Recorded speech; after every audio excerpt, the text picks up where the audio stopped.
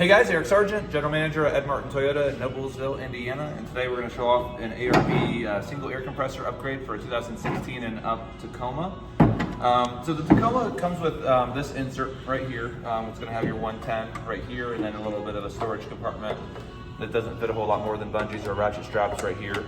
So we delete this unit, we replace it with a tray for an ARB single air or twin air compressor. So you do lose the storage compartment that's in it. We take the power outlet and move it up here, so you still have full functionality of that. This is a single air compressor that we're using on this demonstration here, although you can't see it, it's behind this plate. A twin air compressor does fit there, no problem.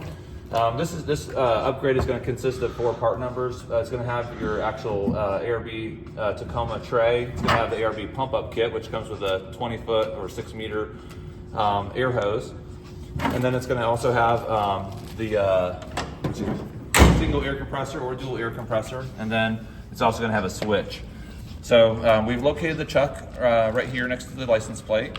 There's several places online that you can get a little pacifier just to kind of keep it from getting gunky for about $20, which I'll link in the video description here.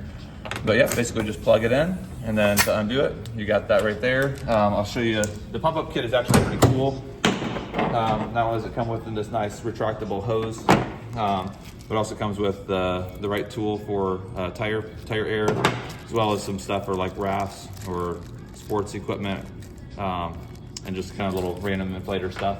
In terms of switching, we did use an OEM style switch, which is going to be located right next to the 110 or the 100-watt power inverter. Just press that right there for on and off.